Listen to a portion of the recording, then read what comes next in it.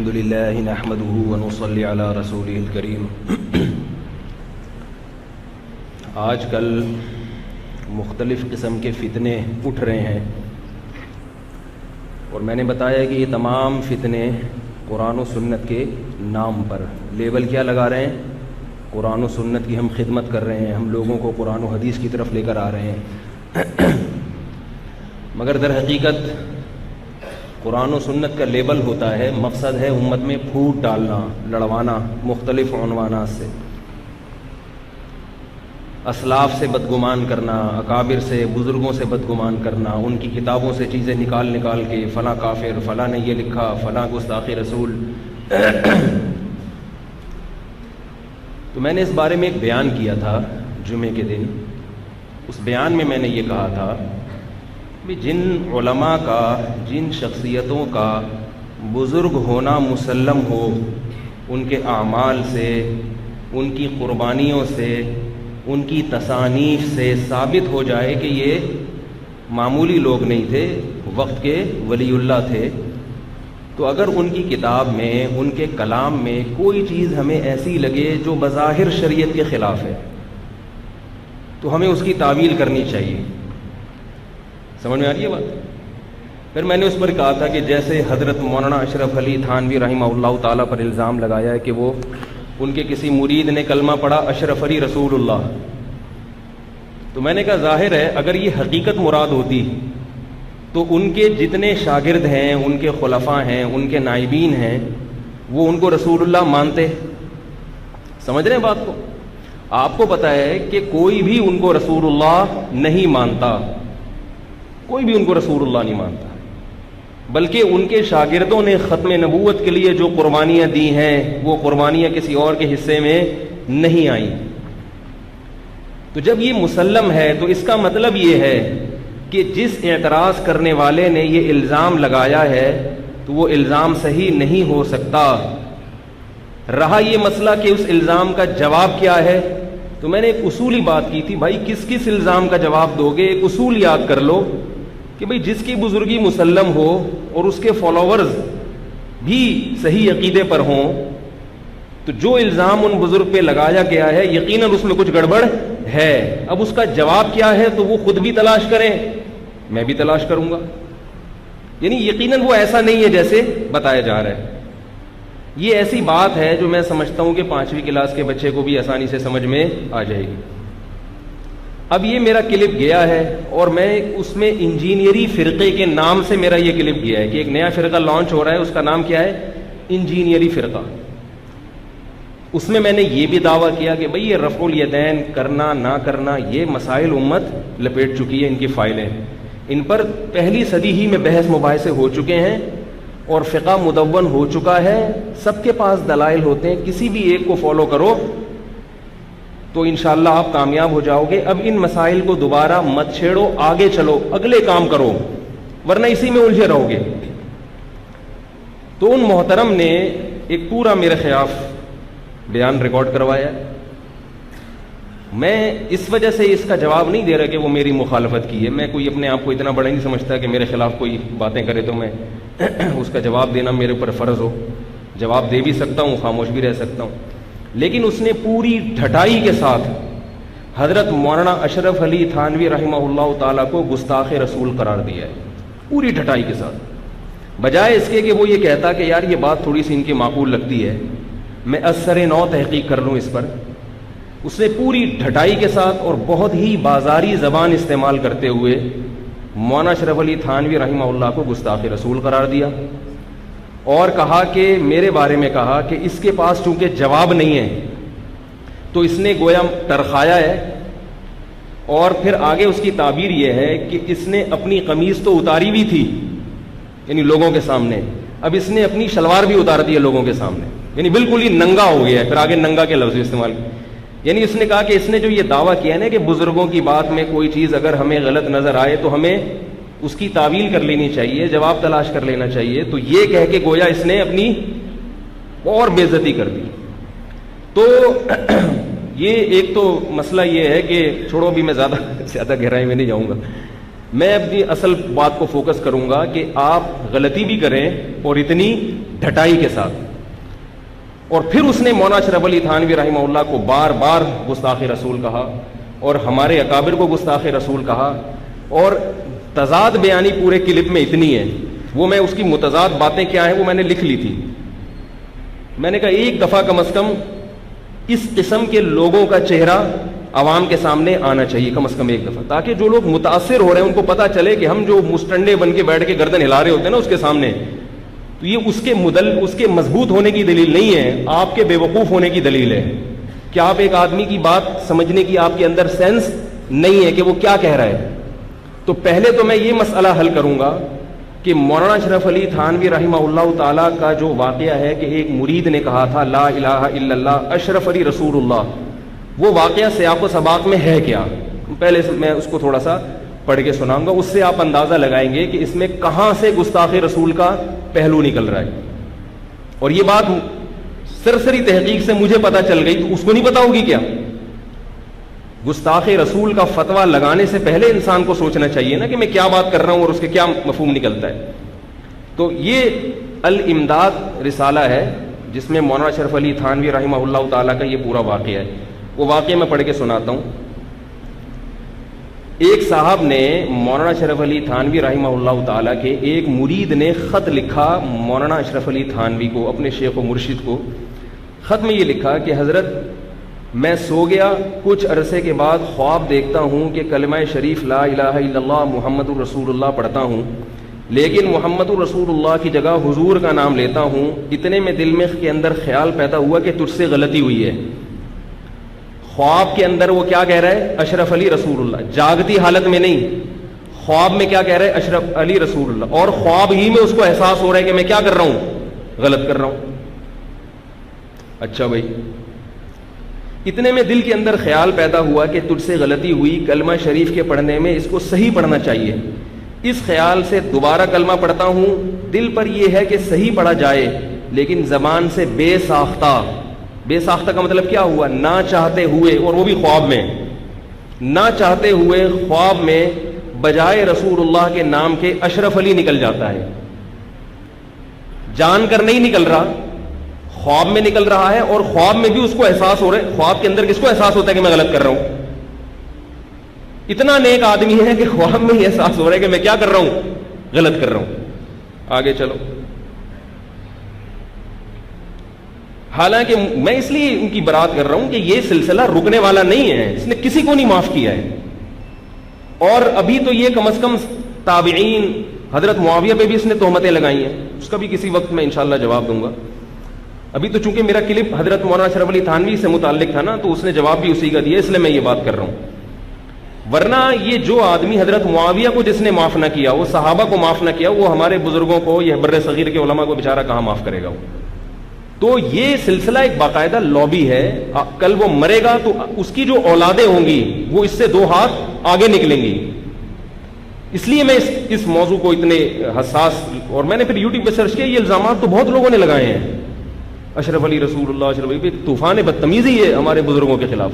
اور یہ ہمارے بزرگ نہیں, یہ لوگ کہتے ہیں اپنے بزرگ. بھائی بر صغیر کے بزرگ ہیں یہ وہ لوگ ہیں جنہوں نے بر صغیر میں اسلام کی حفاظت کے لیے ایڑی چوٹی کا زور لگایا. بر صغیر میں علم دین ختم ہو گیا تھا, ان کی قربانیاں ہیں, یہ صرف میرے بزرگ نہیں ہیں. یہ لوگ اگر نہ ہوتے انگریز کے مقابلے میں, علم کی یہ بنیادیں نہ رکھتے, آج ہمارا ایمان محفوظ نہیں ہونا تھا. اس کو مسلک پرستی سے آپ تعبیر نہ کریں. تو اب دیکھو, وہ شخص کہتا ہے زبان سے بے ساختہ بجائے رسول اللہ صلی اللہ علیہ وسلم کے نام کے اشرف علی نکل جاتے ہیں, حالانکہ مجھے اس بات کا علم ہے کہ اس طرح درست نہیں. یہ پورے اسی کے الفاظ نقل کر رہا ہوں میں. لیکن بے اختیار زبان سے یہی کلمہ نکلتا ہے. 2-3 بار جب یہی صورت ہوئی تو حضور صلی اللہ علیہ وسلم کو اپنے سامنے دیکھتا ہوں, اور بھی چند شخص رسول اللہ صلی اللہ علیہ وسلم کے پاس تھے, لیکن اتنے میں میری یہ حالت ہو گئی کہ میں کھڑا کھڑا بوجہ اس کے کہ رقت طاری ہو گئی, زمین پر گر گیا.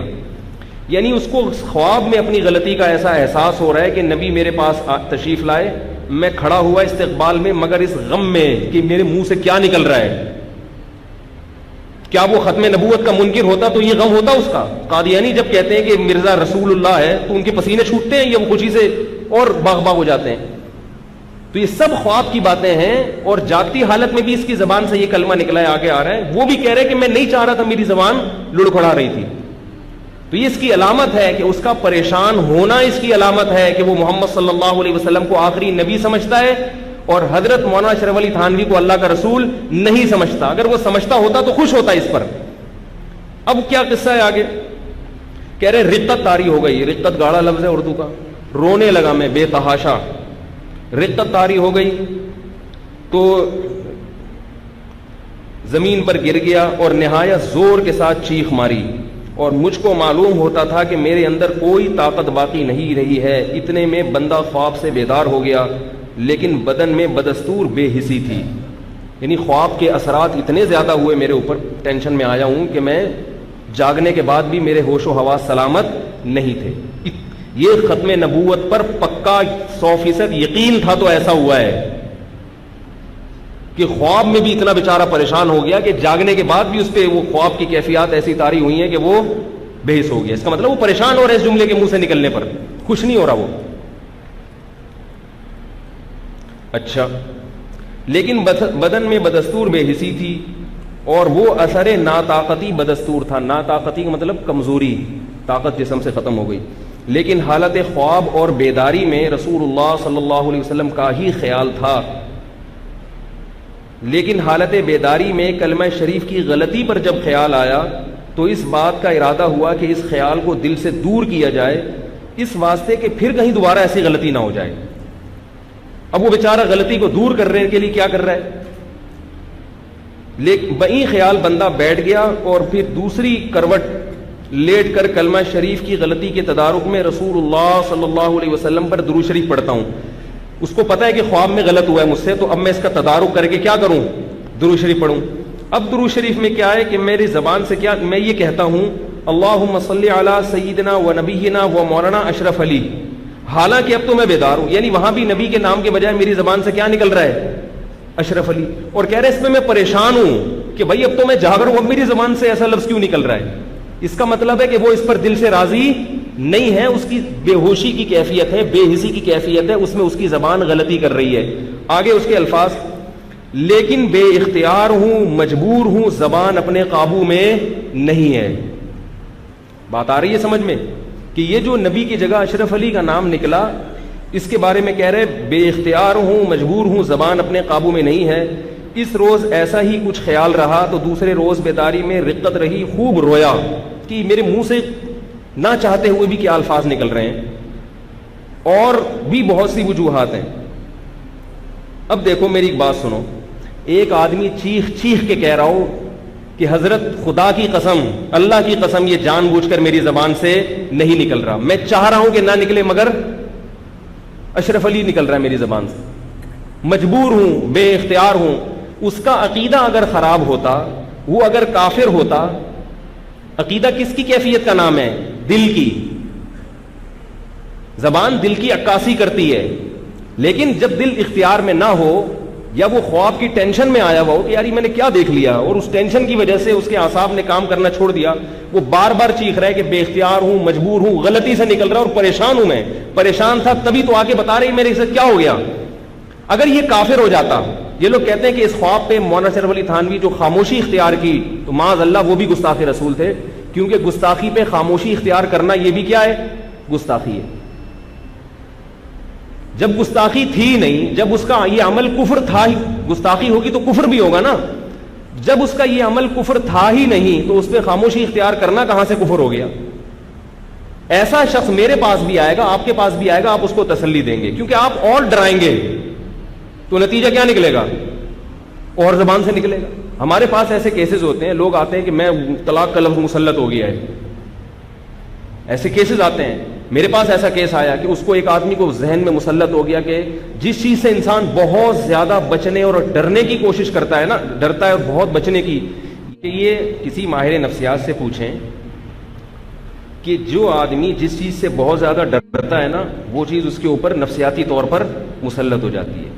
جیسے جو لوگ ہر وقت ڈرتے ہیں کہیں زبان سے طلاق نہ نکل جائے، طلاق نہ نکل جائے، طلاق نہ نکل جائے، ان کو خواب میں بھی طلاقیں آ رہی ہوتی ہیں اور جاگتی حالت میں بھی.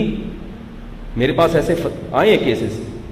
ایک صاحب کہہ رہے تھے, انہوں نے مجھے خط لکھا کہ مجھے بار بار ڈر لگا رہتا تھا طلاق نہ نکل جائے, طلاق نہ نکل جائے. تو کہہ رہے ہیں پھر ایک دن کیا ہوا کہ سوتے ہوئے میں میرے منہ سے طلاق نکل گئی, یعنی نیند میں کئی طلاقیں نکلی.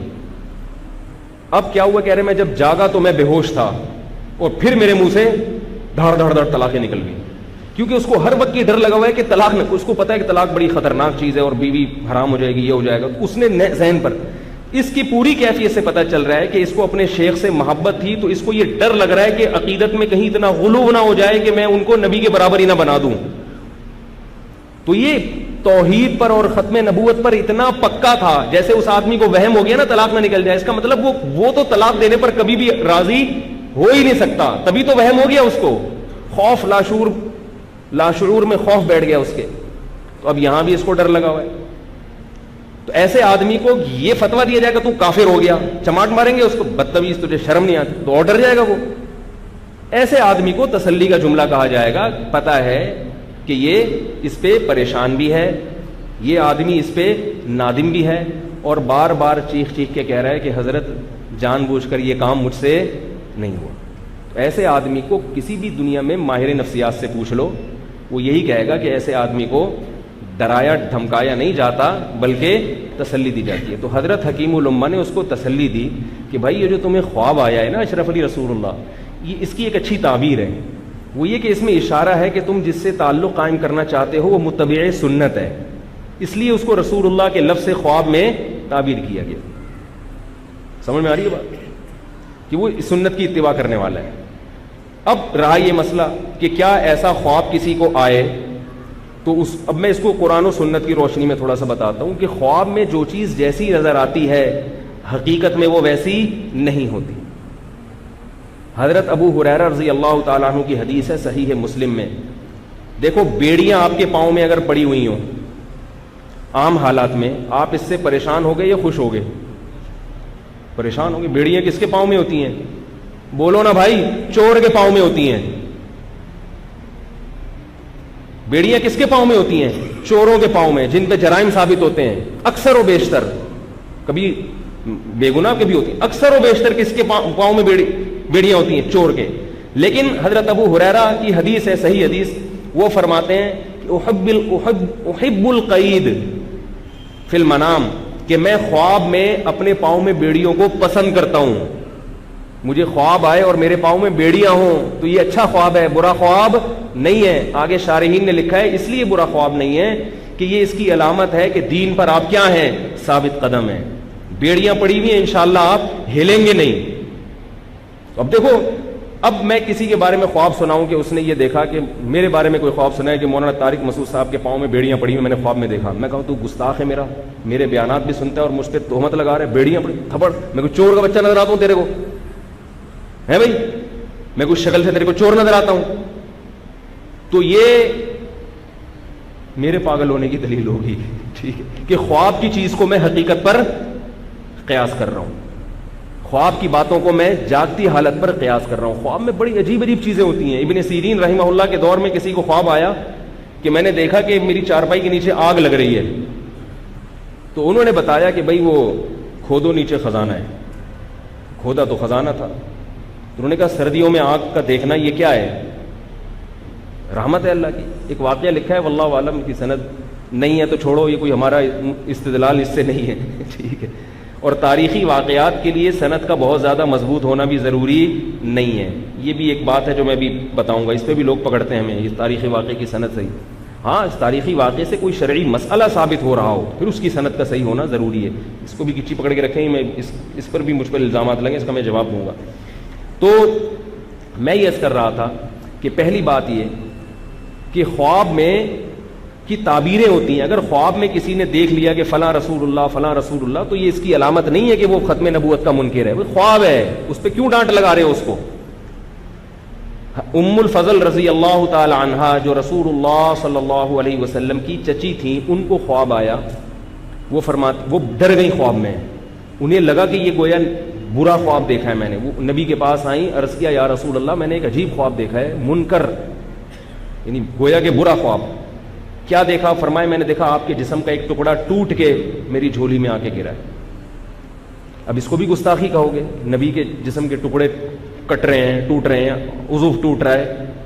عام حالت میں کسی کا وضو کٹ جائے، وضو ٹوٹ جائے، یہ اچھی بات ہے، بری بات ہے؟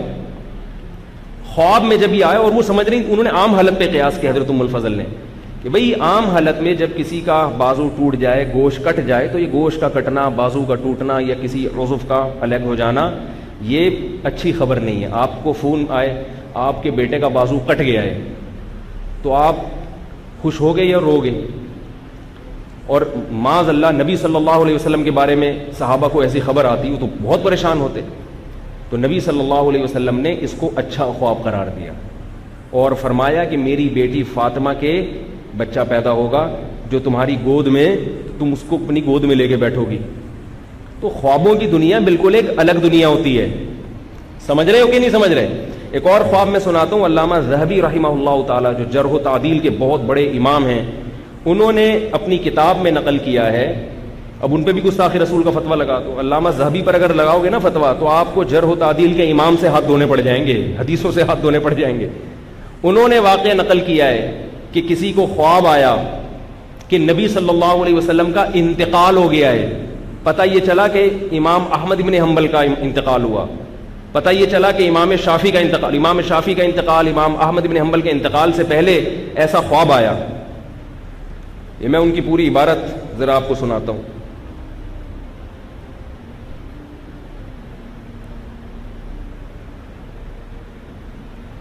ہاں، امام ثوری، امام شافعی اور امام احمد بن حنبل تذکرۃ الحفاظ میں ہے کہ امام شافعی، امام احمد بن حنبل اور امام ثوری رحمہ اللہ تعالیٰ کے بارے میں بھی یہ خواب آیا ہے. کسی نے بتایا کہ میں نے خواب میں کیا دیکھا، کس کا انتقال ہو گیا؟ نبی کا. بعد میں پتہ چلا امام شافعی کا انتقال ہو. کیا مطلب؟ کیا وہ امام شافعی کو نبی قرار دے رہا ہے؟ یہ ایک تعبیر ہے، یہ ایک تعبیر ہے کہ بھئی گویا یہ نسبت ہے کہ بھئی اتنی بڑی شخصیت کا انتقال ہوا ہے جن کی نبی سے نسبت بہت عظیم تھی، گویا نبی کا انتقال ہو گیا. یعنی کیا مطلب؟ ایک بہت بڑے سنت کے محافظ کا دنیا سے رخصت ہو گئے ہیں. تو اس کو خواب میں تعبیر یہ کیوں کیا گیا؟ یہ بتایا گیا کہ گویا نبی کا انتقال ہو گیا. تو علامہ ذہبی پہ بھی فتویٰ لگاؤ. میں جب آج سے 20-25 سال پہلے کی بات ہے، سعودی عرب کے مفتی اعظم تھے شیخ بن باز رحمہ اللہ تعالیٰ. سعودی عرب میں ہمارے ایک ریلیٹیو تھے، وہ آئے تو انہوں نے وہاں ایک مجھے خواب سنایا کہ سعودی عرب کے مفتی بن باز کے پاس، وہ اس وقت سعودیہ میں ہی تھے اور شیخ بن باز کے پاس بھی ان کا آنا جانا تھا. تو انہوں نے بتایا کہ وہاں ایک عجیب واقعہ ہوا کہ شیخ بن باز کے پاس کال آئی. ایک خاتون نے کہا کہ میں نے کسی عالم کو برہنہ حالت میں دیکھا ہے، بالکل ننگا. اس خواب کی تعبیر بتائیں اس عالم کے بارے میں. اب بظاہر تو یہ بڑی گستاخی ہے، آپ نے اس کو ننگا دیکھ لے، گستاخی کر دی اس عالم کی. شیخ بن باز نے جواب دیا کہ یہ اس عالم کے جنتی ہونے کی نشانی ہے، یہ اس طرف اشارہ ہے کہ وہ جنت میں جائے گا، ایک بشارت ہے. تو اس خاتون نے پہلے نام نہیں لیا تھا، اس نے کہا میں نے آپ کو خواب میں برہنہ دیکھا ہے. مجھے اس واقعہ بتانے والے نے بتایا کہ ایک ہفتہ شیخ بن باز روتے رہے ہیں کہ شاید اللہ کی طرف سے کوئی خوشخبری ملی ہے مجھے، شاید اللہ کی طرف سے. ایک ہفتے تک اس خواب کے اثرات ان کے اوپر رہے ہیں اور روتے رہے ایک ہفتے تک. تو خوابوں کی دنیا ایک عام حالت سے بالکل الگ ہوتی ہے. اس کی سب سے بڑی دلیل یہ ہے کہ ہمارے جتنے بھی تصرفات ہیں جاگتی حالت میں معتبر ہوتے ہیں، خواب میں کوئی تصرف معتبر نہیں ہوتا. خواب میں کبھی نہیں. آپ کو پتا چلے ایک آدمی مرتد، علماء نے فتویٰ دیا ہے کہ مرتد ہو گیا ہے. تفتیش کی کیوں مرتد ہو؟ اس نے خواب میں معاذ اللہ کو گالیاں دی ہیں. کبھی دیکھا کہ اس پہ علماء نے کفر کا فتویٰ؟ آج تک تاریخ میں کوئی ایسا فتویٰ ہے؟ اور وہ عالم وہ جب کسی کو خواب سنائے گا تو پھر اس کی حالت دیکھی جائے گی. اگر وہ برا آدمی ہے تو اسے کہا جائے گا بھائی اپنے اعمال ٹھیک کرو، اور اگر اچھا آدمی ہے تو اس کی کوئی اچھی تعبیر نکالی جائے گی. سمجھ میں آ رہی ہے بات کہ نہیں آ رہی؟ مجھے ایک شخص نے خواب بتایا کہ حضرت میں نے خواب دیکھا کہ میں معاذ اللہ رسول اللہ صلی اللہ علیہ وسلم کو قبر میں دفن کر رہا ہوں. مجھے معلوم تھا کہ وہ آدمی کافر نہیں ہے. میں نے اس کی ایک اچھی تعبیر بتائی. میں نے کہا مجھے ایسا لگتا ہے کہ آپ سنتوں کو آہستہ آہستہ چھوڑ رہے ہیں. تو یہ نبی کو دفن کرنا میرے خیال میں یہ تعبیر ہے کہ آپ سنتوں کو آہستہ آہستہ اپنی زندگی سے نکال رہے ہو. تو شریعت کو فالو کرو, اس خواب میں آپ کو تنبیہ کی گئی ہے, ورنہ یہ اس کو بھی گستاخی پر لے جایا جا سکتا ہے. تو یہ فضول قسم کی لوگ ہیں جن کا بیٹھ کے کام کیا ہے, توپیں چلانا. تو تمام دوائیں بچوں کی پہنچ سے دور رکھیں, ہمارا دین یتیم نہیں ہے. اور ایک اور بات, جاگتی حالت میں بھی یہ کہہ رہا ہے غلطی سے نکلا, بے حصہ, زبان مجبور, نفسیاتی اثرات تھے نا. آپ کسی نفسیاتی ڈاکٹر سے جا کے پوچھیں, وہ آپ کو ایسے کیس صبح و شام بتائے گا. کبھی فرط محبت میں انسان سے غلطی ہوتی ہے, کبھی نفرت میں, کبھی خوف سے ہوتی ہے کہ یار یہ میرے منہ سے کیا نکل رہا ہے, پھر وہ نکلتا رہتا ہے. یہ تو نفسیاتی ایک وہ ہے, ایسے آدمی کو تسلی دی جاتی ہے. تو یہ غلطی سے ہے, اور غلطی سے اگر کسی کی زبان سے ایسا لفظ نکلے گا تو وہ بھی معاف ہے. یہ بھی حدیث سے ثابت ہے, صحیح ہے مسلم کی حدیث ہے. رسول اللہ صلی اللہ علیہ وسلم نے ارشاد فرمایا, تم سے پہلی امتوں میں ایک شخص گناہگار تھا, آپ صلی اللہ علیہ وسلم نے فرمایا کہ للہ اشد فرحم بتوبت عبدہ, اللہ تعالیٰ اپنے بندہ کی توبہ سے بہت زیادہ خوش ہوتے ہیں. پھر آپ نے مثال دی کہ اس شخص سے بھی زیادہ خوش ہوتے ہیں کہ جس کے پاس ایک سواری تھی, سواری کے اوپر سامان تھا, اور وہ بیابان جگہ پہ تھا, ریگستان میں, وہ سواری سمیت اس کا سامان گم گیا. اب یہ موت کے انتظار میں آ کے لیٹ گیا. اس کو پتا ہے میں اس ریگستان میں بھوک اور پیاس سے تڑپ تڑپ کے مر جاؤں گا. اسی دوران اس کی آنکھ لگ گئی, اس کی آنکھ کھلی تو کیا دیکھتا ہے کہ وہ سواری اور وہ سامان اس کے سامنے کھڑا ہوا ہے. اس کا خوشی سے یہ عالم ہوا کہ اس نے کہا اے اللہ تو میرا بندہ اور میں تیرا رب. حالانکہ کہنا کیا چاہیے تھا, اللہ تو میرا اللہ اور میں تیرا بندہ.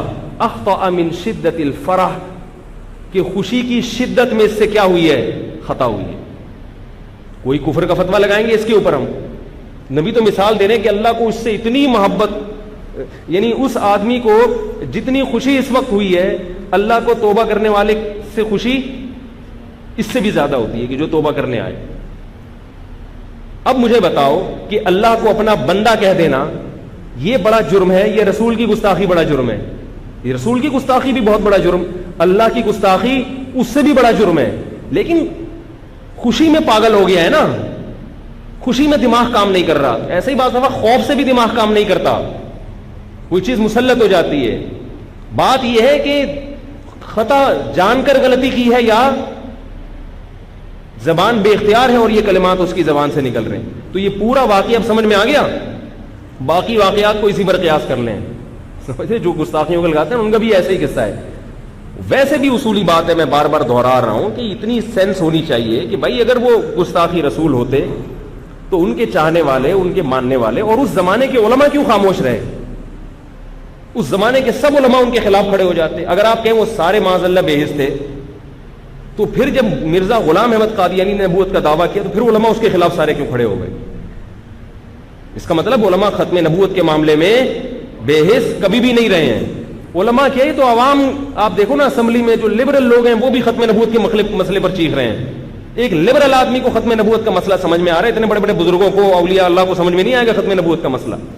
اٹھا کر پھینک دو باہر گلی میں, نئی تہذیب کے انڈے ہیں. شعر تو مکمل کر لیا کریں گندے. آگے میں ایک بات آپ سے کہہ کے یہ ختم کرتا ہوں. پھر مولانا اشرف علی تھانوی نے جب اس کو خواب کی تعبیر سنائی کہ بھئی اس میں اس طرف اشارہ ہے کہ تم جس سے تعلق کرنا چاہتے ہو وہ متبع سنت ہے. آگے مولانا علی تھانوی کی یہ تواضع ہے, وہ فرما رہے ہیں, میں ان کے الفاظ پڑھ کے سناتا ہوں. الامداد میں فرمایا باقی مجھ کو اس پر اصرار نہیں, یہ جو میں تعبیر کر رہا ہوں نا مجھے اصرار نہیں اس پر کہ یہی تعبیر ہے. اگر یہ خواب وسوسہ شیطانی ہو یا کسی مرض دماغی سے ناشی ہو پیدا ہوا ہو اور اس کی تعبیر نہ ہو, یہ بھی ممکن ہے. یعنی عین ممکن ہے یہ خواب ہی جھوٹا ہو سرے سے, صرف شیطان کا ایک تصرف ہو تمہارے دماغ پہ. سچا خواب ہے تو اس کی یہ تعبیر ہے. یہ تعبیر نہیں کہ میں اللہ کا رسول ہوں, یہ تعبیر ہے کہ مجھے سنت سے نسبت ہے. اور یہ بھی ممکن ہے کہ یہ شیطان کا تصرف, اگر وہ اس پہ راضی ہوتے تو یہ کہتے کہ شیطانی تصرف ہے. یہ سمجھ میں نہیں آ رہی میرا. پولیس سے بھی ڈرنا چھوڑ دیا آپ لوگوں نے, بم کے بھی دھمکیاں دے چکا ہوں, ایٹم بم کی دھمکیاں دے چکا ہوں. اب کیا ہے یار, شب برات کے پٹاخے تو کام نہیں کریں گے. اب آگے کہہ رہے ہیں کہ لیکن غلط تعبیر دینا ایک وجدان کی غلطی ہوگی جس پر کوئی الزام نہیں ہو سکتا. کیا مطلب؟ کہہ رہے ہیں کہ ایک وجدان کی غلطی ہے, غلطی مان رہے ہیں غلطی ہے, یہ غلط ہوا ہے. تو یہ ساری چیزیں جو ہے نا, یہ نکال کر ان لوگوں نے جو نکالی ہوئی ہیں, یہ ان کی حیثیت یہ ہے. باقی خود حدیث میں یہ مضمون بہت ساری احادیث میں ہے کہ میری امت پہ خطا نسیان کو اللہ نے معاف کر دیا ہے. اور ربنا لا تؤاخذنا ان نسینا او اخطانا, ہے نا, اللہ اگر ہم بھولے سے کوئی بات کہتے ہیں, یہ غلطی سے ہماری زبان سے کچھ نکل جائے تو ہمیں معاف کر دے. تو یہ ان کی غلطیوں کو پکڑنے کے لیے بیٹھے ہوئے ہیں. اور ایک بات خوب کان کھول کے سن رہو کہ جو اہل اللہ کو, اکابر کو اور بزرگان دین کو برا بھلا کہتا ہے, اس کا اپنا انجام کبھی بھی اچھا نہیں ہوتا. اس کو اپنے انجام سے ڈرنا چاہیے. باقی محترم نے اس میں چونکہ اور بھی فضول باتیں کچھ کہی ہیں, تو میں ایک دفعہ, کیونکہ میں اس ٹاپک کو چھیڑتا نہیں ہوں, چھیڑا ہے تو پھر چھیڑ ہی لے آدمی, ٹھیک ہے. ان محترم سے جو سوال پوچھا گیا, میں نے اس کلپ میں یہ کہا تھا کہ جو مسائل 1400 سال سے حل نہیں ہوئے, اب ان کو کیوں چھیڑ چھڑ کے, اس سے امت متحد نہیں ہوگی اور نفرتوں میں بڑھ جائے گی. اس کا محترم نے جواب دیا کہ ہم رفع الیدین پر کب زور لگاتے ہیں, ہم سے اب سوال کر رہے ہیں کہ پہلے تم اپنا اسلام تو ثابت کرو. یعنی ہمیں یہ بتایا جا رہا ہے کہ پہلے تم اپنا مسلمان ہونا ثابت کرو, رفع الیدین کی بحث تو ہم تم سے بعد میں کریں گے. آگے قادیانیوں کی مثال دی ہے کہ کوئی قادیانی ہمارے پاس آئے گا تو ہم اس سے ختم نبوت کی بات کریں گے, رفع الیدین کی بات نہیں کریں گے. تو ہمیں کس سے ملا رہا ہے؟ کیا یہ بھی فرقواریت نہیں ہے؟ اس طرح سے طنز کرنا علماء کے اوپر, فرقواریت کے کوئی سینگ ہوتے ہیں جس سے پتہ چلے؟ آگے رکھی ہوئی بخاری مسلم, کہہ رہے میں تو اس طرح بلا رہا ہوں. بخاری مسلم رکھنے میں کوئی ٹائم نہیں لگتا اور اس کے حوالے دینے میں بھی کوئی ٹائم نہیں لگتا. آپ اس سے اخذ کیا کر رہے ہو, کس طرح سے آپ لوگوں پہ کفر کے فتوے لگا رہے ہو. اور کمال کی بات یہ, اتنی تضاد بیانی اس کے کلپ مختلف, میں نے 2-4 کلپ سنے, اتنی تضاد. ایک طرف کہہ رہا ہے ہم کسی کو کافر نہیں کہتے, ہم کسی کو کافر نہیں کہتے, دوسری طرف کہہ رہا ہے اشرف علی تھانوی گستاخ رسول, پھر ہمیں کہہ رہا ہے کہ یہ لوگ اپنے کفری عقائد کو چھپا کے بیٹھے ہوئے ہیں. جب آپ کافر نہیں کہتے تو ہمارے عقائد کو کفریہ کیوں کہہ رہے ہو, پھر ہمیں گستاخ رسول کیوں کہہ رہے ہو؟ آپ کہہ سکتے ہیں کہ مجازن گستاخ رسول کہہ دیا. آگے اسی کلپ میں آپ لوگ سن لیں, اس نے خود کہا ہے کہ کسی کو گستاخ رسول کہہ دینے سے بڑا کفر کا فتویٰ کیا ہو سکتا ہے. میں اس پر حیران نہیں ہوں, ان مستنڈوں پہ حیران ہوں جو سامنے بیٹھے ہوئے ہیں. وہ اس کو نہیں پکڑ رہے کہ بھائی آپ نے ابھی خود کہا ہے کہ میں کسی کو کافر نہیں کہتا, یہ لوگ ایک دوسرے کو کافر کہتے ہیں. آپ نے حضرت ابھی خود یہ کہا ہے, اور اب آپ کہہ رہے ہیں کہ یہ گستاخ رسول ہے, اور پھر اسی میں تھوڑی دیر کے بعد کہہ رہے ہیں کسی کو گستاخ رسول کہہ دینا سب سے بڑا کفر کا فتویٰ تو یہی ہے. اور سامنے بیٹھے ہوئے لوگ سبحان اللہ ماشاءاللہ ہاں ہاں, یہ ہے مینٹل اپروچ. میری بات کو اس نے میرے کلپ پہ یہ تبصرہ کیا کہ میرے بارے میں کہ ان کی بات جو ہے نا کسی پاؤڈری کی سمجھ میں بھی نہیں آئے گی, واقعی کسی پاؤڈری کی سمجھ میں میری بات نہیں آئے گی. اس کے لیے ضروری ہے کہ پاؤڈر کے بغیر بیٹھے ہوئے ہو آپ, مینٹل اپروچ ہو آپ کی, تو انشاءاللہ آپ کو ہماری باتیں, میری کیا علماء کی بزرگوں کی باتیں انشاءاللہ آپ کو سمجھ میں آئیں گی, میری کیا اوقات ہے. تو پاؤڈری کی سمجھ میں واقعی نہیں آئیں گی. آگے کہہ رہی ہے اپنے بزرگوں کے کفری عقائد پہ جو ہے, آگے پھر میں نے تھوڑے تھوڑے نا ہنٹس لکھے ہوئے ہیں. اچھا, آگے یہ بھی کہا ہے کہ یہ لوگ اتنے بڑے گستاخ رسول ہیں کہ ان کے پیچھے وہ کون تھا, وہ جس قاتل تھا ممتاز قادری کو بھیجنا چاہیے. یعنی ہم اتنے بڑے معاذ اللہ گستاخ رسول ہیں کہ ممتاز قادری ہمارا علاج ہے. سمجھ رہے ہو, یہ بہت بڑی تہمت ہے یا نہیں؟ ختم نبوت کا دفاع کر کون رہا ہے؟ لندن میں سب جو ختم نبوت کی تحریک ہے, سہیل بابا لندن والے, وہ ہمارے مسلک پر ہیں. پورے لندن میں انہوں نے قادیانیوں کو لوہے کے چنے چبوائے ہوئے ہیں. اسمبلی میں یہ مسئلہ کہ اٹھانے والے کون تھے ختم نبوت کا, ہمارے علماء اٹھانے والے تھے. میں دوسرے کا انکار نہیں کر رہا, دوسروں نے بھی ساتھ دیا ہے اس مسئلے میں, سب متحد. بنیاد رکھنے والے کون تھے, قربانیاں دینے, سب سے زیادہ قربانیاں, سب سے زیادہ, میں نہیں کہہ رہا دوسرے نے قربانیاں نہیں دی, سب سے زیادہ قربانیاں ان بر صغیر کے علماء نے دی ہیں جن کو یہ گستاخ رسول کہہ رہا ہے. تو اور بعض لوگوں کو بزرگوں پہ اس لیے بھی تان کرتے ہیں کہ ان کے اپنے کوئی بزرگ نہیں ہوتے. سمجھ میں آ رہی ہے بات؟ ایک آدمی کو ڈر ہوتا ہے نا کہ میں اس کے ابا کو برا کہوں گا تو میرے ابا کو برا کہے گا, لیکن ایک آدمی کو یہ ڈر ہی نہیں ہے کہ میں اس کے ابا کو برا کہوں گا تو اس کا کوئی ابا ہی نہیں ہے.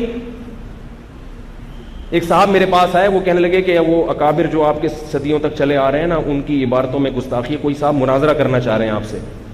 میں نے کہا مناظرہ تو میں نہیں کرتا, محبت کے ساتھ علمی بحث ہم کر لیں گے, لیکن اس کی ایک شرط ہے کہ وہ جو میرے ساتھ اس موضوع پر بات کرنے والے ہیں وہ اپنے بھی اکابر کا ایک سلسلہ پیش کریں, نبی صلی اللہ علیہ وسلم سے جا کے ملتا ہو, تاکہ وہ عبارتیں میرے بزرگوں کی کتابوں سے دکھائیں تو میں ان کے بزرگوں سے بھی وہ عبارتیں نکال کے دکھاؤں.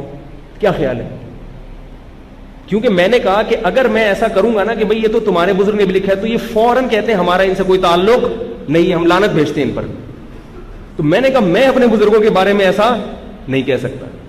ابا تو ابا ہوتا ہے نا, یہ تھوڑی کہ میرا یہ ابا ہی نہیں ہے, ایسا تھوڑی ہوتا ہے بھائی. ٹھیک ہے, میرے یہ دادا ہے ہی نہیں. تو آپ کہاں سے ٹپکے ہیں؟ جیسے جسمانی سلسلہ ہوتا ہے ایسے ہی روحانی سلسلہ بھی نبی تک پہنچنا ضروری ہے. میں نے جمعے میں پورا بیان اس ٹاپک پر کیا تھا. وَيُعَلِّمُهُمُ الْكِتَابَ, نبی سکھائیں گے صحابہ کو, صحابہ تابعین کو, تابعین کتاب اللہ سیکھنے کے لیے رجال اللہ بھی, کتاب اللہ سیکھی جائے گی رجال اللہ سے, اس میں تزکیہ بھی ہے, ساری چیزیں سلسلہ چلا آ رہا ہے. تو پہلے آپ اپنے بزرگوں کی لسٹ پیش کرو, لسٹ ہی نہیں ہے تو پھر جب آپ کوئی آپ کے یعنی مقابلے کی شرط پہ ہی پورا نہیں اتر رہا تو اس سے بحث کرنا فضول ہے. سمجھ میں آ رہی ہے بات؟ تو یہ حساب ہے, اس لیے بیٹھ کے پھینک رہے ہیں وہ بھی ایسا, وہ بھی کافر, فلانا بھی ایسا. آگے محترم نے لکھا ہے, وہ اس نے کہا کہ بھئی یہ رفع الیدین کے مسائل حل ہونے والے نہیں ہیں, تو صدیوں سے اختلاف چلا آ رہا ہے, ان کو چھوڑ دو, آگے چلو. تو اس نے کہا کہ ہمارا کام ہے اپنی بات پہنچا دینا, آگے نبی سے دوزخیوں کے بارے میں سوال نہیں کیا جائے گا. مثالیں دیکھو, رفع الیدین جو نہیں کر رہے نا ان کو تشبیہ کس سے دی جا رہی ہے؟ دوزخیوں سے. اس کے بعد بھی کوئی یہ کہہ سکتا ہے کہ یہ شخص فرقواریت نہیں پھیلا رہا؟ نہیں آ رہی میرا غلط بات؟ کامن سینسو اتنے بڑے بڑے الزامات کہ آپ رفع الیدین کا ایک جزوی مسئلہ ہے اس پہ آپ کس سے تشبیہ دے رہے ہو؟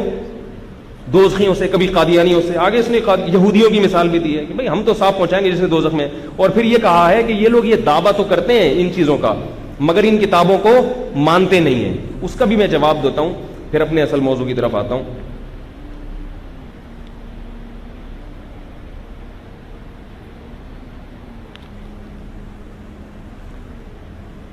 یہ جو انہوں نے محترم نے کہا ہے نا کہ یہ لوگ رفع الیدین جو نہیں کرتے یہ کتابوں کو اوپر اوپر سے مانتے ہیں, بخاری مسلم کو, ورنہ یہ حدیث کی کتابوں کو ماننے والے ہوتے تو یہ یقیناً اس حدیث کو بھی مانتے. تو میں اس کا الزامی, اس کا میں نے ایک کلپ ریکارڈ کروایا, رفع الیدین کی حقیقت. اس میں ایک چھوٹی سی میں وضاحت کر دوں. اس میں نے بیان میں یہ کہا ہے, امام ابو حنیفہ کا ایک مناظرہ ذکر کیا ہے, اس پہ بعض لوگوں نے مجھ سے سوال کیا اس کی سند کیا ہے. اس مناظرے کی سند ہے لیکن وہ سند اتنی زیادہ مضبوط نہیں ہے. اس کے جو روات ہیں ان کو بعض محدثین نے ثقہ قرار دیا اور بعض نے اس کو ضعیف قرار دیا.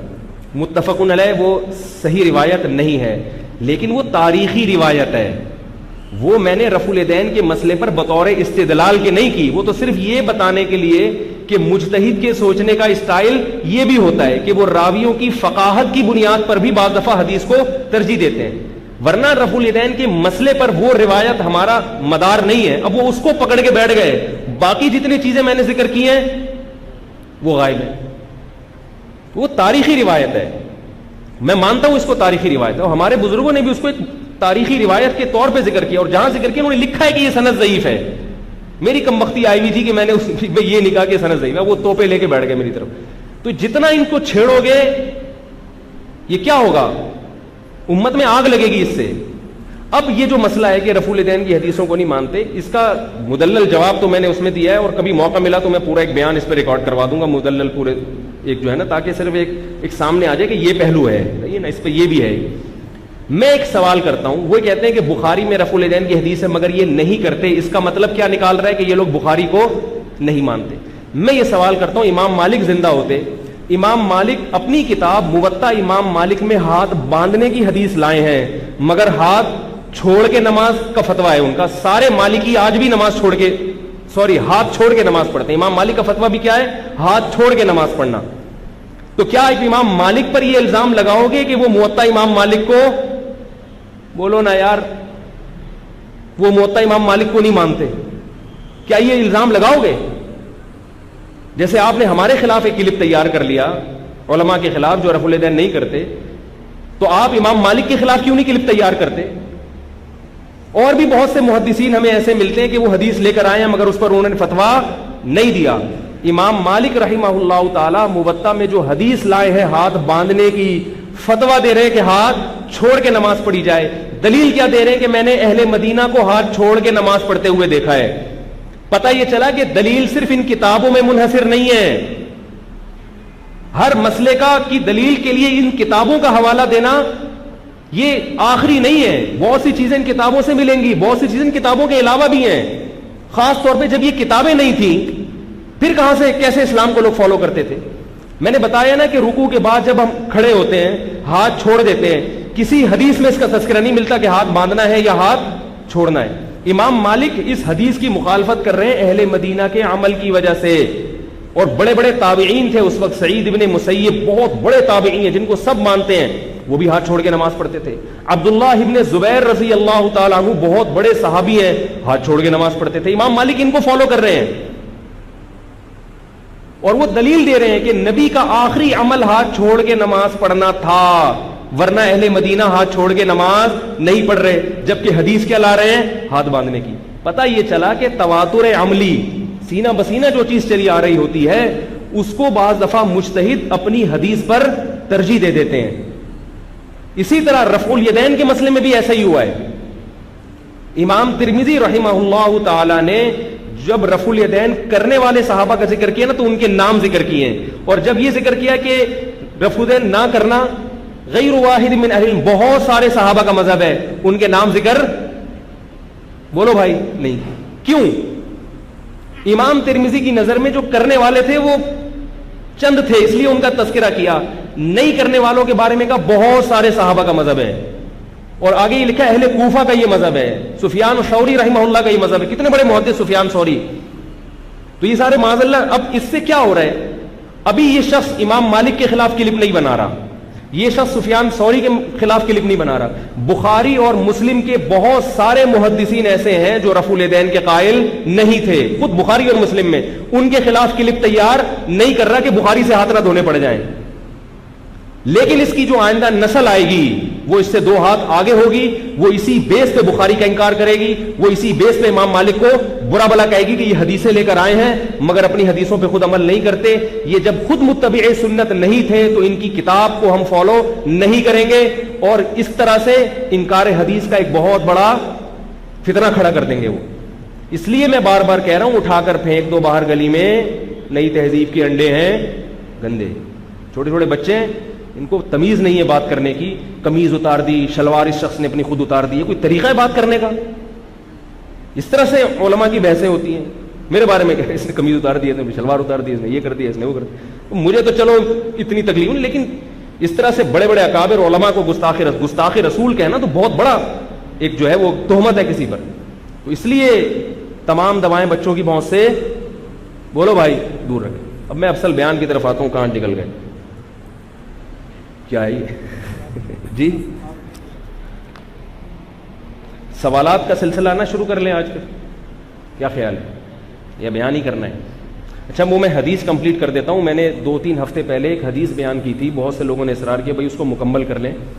تو آج پھر وہ سورہ ملک کا جو درس ہے اس کو ہم اگلے ہفتے کے لیے رکھتے ہیں، اور وہ حدیث انشاءاللہ میں آج مکمل کرتا ہوں. رسول اللہ صلی اللہ علیہ، اس سے متعلق کوئی سوال تو نہیں ہے کوئی؟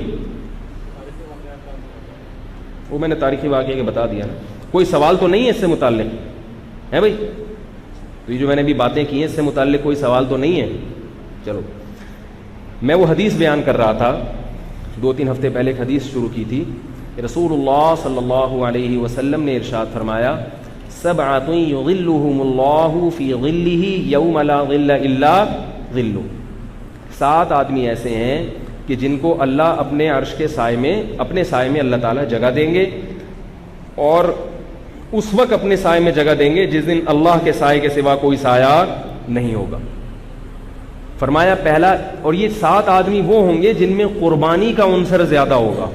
قربانی کا عنصر ان میں زیادہ ہوگا. تو وہ قربانی کیا ہے؟ ہم قربانی دینے کے لیے تیار نہیں ہے نا. آج وظیفے پڑھوا لو، پھر وہ وظیفے پہ آ گیا تو پھر ابھی ایک کی وہ بھی عاملوں کی پھر لگنا شروع ہو جائے گا. کل میں نے ایک بیان ریکارڈ کروایا جادو کی حقیقت جامعۃ الرشید میں JTR میڈیا میں, وہ بھی سنیں. اور میں نے ایک بیان بہت ڈیٹیل میں اسی ٹاپک پر ریکارڈ کروایا ہے آذان ویب ٹی وی پر. عدیل صاحب جو ہے نا, عدیل عارف, ان کا ویب چینل ہے آذان. اس میں میرے زیادہ بیانات, درس قرآن میرے زیادہ اس میں, لیکن اس چینل کو لوگ لفٹ ہی نہیں کراتے. تو آپ اس چینل کو سبسکرائب کر لیں. اس میں میرے 30ویں پارے کے بھی دروس ہیں اور پہلے پارے کے بھی دروس ہیں. اور وہ دروس الحمدللہ جنہوں نے بھی سنے ہیں وہ بہت, یعنی ان کو لوگوں کو بہت زیادہ فائدہ ہوا ہے. اور اس میں سوال و جواب کا ایک سیشن ہوتا ہے. تو اس میں نے جادو کے حوالے سے ایک پورا بیان ریکارڈ کروایا ہے. سمجھ رہے ہو کہ جادو ہوتا کیا ہے, اس کی حقیقت کیا ہے, اور جادو کے نام پہ الو آپ لوگوں کو کیسے بنایا جائے, اور آپ لوگ کتنے خوشی خوشی الو بنتے ہیں. تو یہ تمام چیزیں کہ کون, اس سے آپ کو پتہ چلے گا کہ ہم میں کون کون الو بن چکا ہے, کون کون آدھا الو بن, معذرت کے ساتھ بھائی اب کیا کریں یار, بن رہے ہیں تو کیا کریں. تو آپ الحمدللہ الو نہیں بنو. تو وہ ضرور سنیے گا, ٹھیک ہے. ایک تو JTR میڈیا پہ کل ریکارڈ کروایا, اور ایک جو ہے نا وہ, اچھا ایک یہیں پر ایک بات, میں نے JTR میڈیا پہ ایک بیان ریکارڈ کروایا. چھوڑو یار پھر اختلافی باتیں, پھر چھوڑو پھر یہ موضوع ہے, پھر کبھی چھیڑ دیں گے اس کو انشاءاللہ. تو کیا میں عرض کر رہا تھا کہ رسول اللہ صلی اللہ علیہ وسلم نے ارشاد فرمایا, سبعۃ یظلھم اللہ فی ظلہ یوم لا ظل الا ظلہ. 7 آدمی ایسے ہیں کہ اللہ کے سائے کے سوا جب کوئی سایہ نہیں ہوگا تو اللہ خصوصی طور پر ان کو میدان حشر میں اپنے سائے میں جگہ دے گا. امام عادل, ایسا حاکم جو عدل و انصاف کے ساتھ حکومت کرے, جو کہ مارکیٹ میں شارٹ, یہ تمام وہ لوگ ہوں گے جو مارکیٹ میں شارٹ ہوں گے, ٹھیک ہے. جو 7 افراد ہیں نا, یہ سب وہ ہیں جو مارکیٹ, کیونکہ قلیل من عبادی الشکور, اللہ فرماتے ہیں اے داؤد تم میرے شکر گزار بنو. آگے اللہ نے وجہ بیان کی, قلیل من عبادی الشکور, میرے شکر گزار بندے تھوڑے ہوتے ہیں. کیا مطلب, میں جو بار بار کہتا ہوں جو چیز مارکیٹ میں شارٹ ہو اس کی ویلیو بڑھ جاتی ہے. یہ قرآن سے ثابت ہے. اللہ داؤد علیہ السلام سے فرما رہے ہیں کہ دولت مند مارکیٹ میں شارٹ نہیں ہے. اے داؤد, خوبصورت لوگ مارکیٹ میں شارٹ نہیں ہیں. اے داؤد, طاقتور لوگ بھی مارکیٹ میں کم نہیں ہیں, بڑے بڑے پہلوان پڑے ہوئے ہیں, بہادر بھی بڑے بڑے پہلوان ہیں. اللہ کی نعمتیں استعمال کر کے ان نعمتوں کے شکر گزار بنے, ایسے لوگ مارکیٹ میں شارٹ ہیں. اور اے داؤد تو نیک عمل کر, شکر گزار بن, کیونکہ لوگ مارکیٹ سے شارٹ ہیں. اب دونوں جملے میں مناسبت کیا ہوئی, نہیں یاری بات بھائی. اللہ داؤد علیہ السلام سے کہہ رہے اے داؤد تو شکر گزار بندہ بن جا, شکر گزار لوگ مارکیٹ میں کم ہیں. تو یہ کیا مناسبت ہوئی آپس میں بھئی, یہ کوئی دلیل ہوئی شکر گزار بننے کی؟ اگر اللہ کہتے اے داؤد تو شکر گزار بن جا میں تجھے جنت دوں گا, کہتے یار بڑی زبردست لاجک ہے بھائی, جنت ملے گی اس لیے شکر گزار بن جا. اے داؤد تو شکر گزار بن جا میں تجھے جہنم سے بچا لوں گا. کیا خیال ہے؟ لیکن اللہ نے نہ یہاں یہ کہا کہ جنت دوں گا, نہ اللہ نے یہاں یہ کہا کہ میں تجھے جہنم سے بچا لوں گا. اللہ کہہ رہے ہیں اے داؤد تو شکر گزار بندہ بن جا, شکر گزار لوگ مارکیٹ سے شارٹ ہیں. اصل میں یہاں اللہ اکنامکس کا ایک اصول بیان کر رہے ہیں کہ ڈیمانڈ زیادہ ہے, سپلائی کم ہے. سپلائی کم ہونے سے تو ڈیمانڈ ویسے ہی بڑھ جاتی ہے نا. چینی جب شارٹ ہوئی تھی تو جس کے پاس چینی ہو لوگ اس سے دم کرا رہے تھے جا کے, یار تو بہت پہنچا ہوا بزرگ ہے یار, تیرے پاس چینی ہے, اتنا نیک آدمی ہے, تو چینی رکھ کے بیٹھا ہوا ہے. ایک زمانہ یاد آیا ہمیں, ایک زمانہ ایسا بھی گزرا کراچی میں, منہ مانگی قیمتوں پہ چینی لے رہے تھے, شارٹ ہو گئی. ڈیمانڈ بھی بڑھتی ہے, ہر آدمی چینی کی تلاش میں, شوگر کے مریض بھی چینی کی طلب میں نکلے ہوئے ہیں. تو یہاں اللہ ایک اکنامکس کا اصول بتا رہے ہیں, یعنی ایک مسلمہ اصول ہے, اس کی طرف اشارہ کر رہے ہیں کہ تمہیں بھی پتا ہے کہ جو چیز مارکیٹ میں شارٹ ہو اس کی ڈیمانڈ بڑھتی ہے. تو میں ہر طرح کے, اللہ گویا داؤد علیہ السلام سے کہہ رہے ہیں کہ اے داؤد مجھے اپنی مخلوق میں ہر طرح کے لوگ نظر آ رہے ہیں, طاقتور بھی ہیں, خوبصورت بھی ہیں, دولت مند بھی ہیں, اور ہر طرح کے لوگ ہیں. میری نعمتیں کھا کے میرے شکر گزار بنے ایسے نظر نہیں آ رہے, لہذا ان کی طلب بڑھ گئی ہے. اور جس چیز کی رسد کم ہو, سپلائی کم ہو, طلب بڑھ جائے, اس کی ویلیو بڑھ جاتی ہے. تو گویا اللہ یہ کہہ رہے کہ اے داؤد شکر کرے گا تو جتنا بدلہ تیرا بنتا ہے اتنا نہیں دوں گا, مارکیٹ ویلیو سے زیادہ قیمت لگاؤں گا. کیسے سمجھائیں یار, चीनी जब शार्ट हो गई थी तो महंगे दामों बिक रही थी ना, मार्केट वैल्यू में थोड़ी बिक रही थी। तो अल्लाह कहते हैं शुक्र का जो जितना सवाब मैं देता हूं ना, जब शुक्रगुजार लोग मार्केट से शार्ट हो जाएंगे तो फिर जो शुक्र करेगा उसकी कीमत भी बढ़ जाएगी, उसका बदला भी बढ़ जाएगा। आज भी ऐसा है, हर तरह के लोग मिलेंगे, अल्लाह का शुक्र करने वाले नहीं मिलते। थोड़ी सी कुर्बान, और शुक्र में क्या है, थैंक यू शुक्र नहीं है। थैंक यू में कितना टाइम लगे, ये भी एक दर्जा है शुक्र का कि किसी ने कोई खिदमत की, आपने थैंक यू बोल दिया, लेकिन इस पे तो कुछ कुर्बानी नहीं है ना, ये भी ठीक है। ऐसा ना हो कि यही कहना छोड़ दें मेरे बयान सुनने के बाद, फिर क्लिप आ जाए मेरे खिलाफ, इसने बोला है, इन्होंने बोला था। तो क्लिप तो आजकल ऐसे निकलते हैं, थैंक यू बोले, मगर ये कोई असल शुक्र ये नहीं है। बाप ने आपकी खिदमत की, बचपन में पाला पोसा, आपको खिला पिला के जवान कर दिया, अब बाप को भी ज़रूरत है, वो बूढ़ा हो गया, कह रहा भाई पैसे दो मुझे, बेटा मैंने तुम्हें इतना पढ़ाया लिखाया, मुझे अस्पताल में दवा के लिए पैसे चाहिए, अपनी खून पसीने की कमाई से कुछ मुझे भी खिला दिया करो। आप कह रहे हैं अब्बू आपने जो मेरी इतनी खिदमत की, खिलाया पिलाया जवान किया, thank you very much, thank you very much, I am very thankful for you. शुक्रिया, नवाजिश। अब्बा रख के टमाटर लगाएंगे कि नहीं लगाएंगे? हम भी अल्लाह के साथ क्या कर रहे हैं, यही कर रहे हैं। इतनी नेमतें अल्लाह ने दी, सेहत दे दी, अल्लाह ताला ने आल औलाद दे दी, नेमतों के समंदर में डूबे, हम में से हर शख्स डूबा हुआ है, लेकिन हम क्या कहते हैं, अल्लाह तेरा बहुत बहुत शुक्र, ये थैंक यू नहीं, ये भी गनीमत है, इतना कह दो। असल शुक्र तो इससे ऊपर की चीज है कि अल्लाह कह रहा है कि जब मैंने दी है तो मेरी खातिर मेरी नाफरमानी छोड़ दो, जिस चीज से रोक दूं रुक जाओ, जिसके करने का ऑर्डर दूं तो वो काम बोलो ना यार कर लो। अब अल्लाह ने आंखों की नेमत दी, देखो एक आदमी के पास कैमरा नहीं है, दूरबीन नहीं है देखने के लिए, या कैमरा नहीं है, और आप उस आदमी को बहुत शौक है, यार मुझे कहीं से कैमरा मिल जाए, कहीं से कैमरा मिल जाए, क्या करूं यार, कहीं से कैमरा चाहिए मुझे, कैमरा बड़ा, जैसे बाज लड़कों को शौक होता है यार कैमरा मिल जाए कहीं से। वो गरीब लड़का है, कैमरा खरीद नहीं सकता, किसी ने एहसान करके 2.5-3 लाख वाला महंगा कैमरा, उसको HD कैमरा उसको पकड़ा दिया, और वो थैंक यू विरट लगा रहा है। जिसने कैमरा दिया उसने कहा कि सिर्फ एक काम करना, पूरी दुनिया के नज़ारों की वीडियो बनाओ, मेरी बहनों और मेरी बीवी की इज्जत तार तार खुदा के लिए बोलो ना यार ना। मेरे घर पता चला कि मेरे घर में लगा के बैठा हुआ है और मेरी पूरी वीडियो बना के मुझे ही जलील कर दिया, क्या ख्याल है? और इसी तरह मेरे ये रिलेटिव हैं, ये जानने वाले हैं, इनकी बहू बेटियां हैं, सब इज्जतदार घराने की, ऐसा ना हो कि कहीं ये बेपर्दा नजर आए, कहीं डेट मारती भी नजर आ जाए, पता चला, ठीक है ना, इज्जतदार भी है, डेट भी मार रही है, तो ये कहीं पता चला ईदी की वीडियो बना के तुमने अपलोड कर दी। अब आप थैंक यू सुबह 100 दफा थैंक यू, तस्बीह लेके उसके पास पहुंच जाते, भाई थैंक यू आपने मुझे कैमरे दिए, 100 दफा सुबह थैंक यू, 100 दफा शाम, हर नमाज के बाद 33 दफा थैंक यू, ठीक है ना, ये मुसलसल पड़े जा रहे हैं।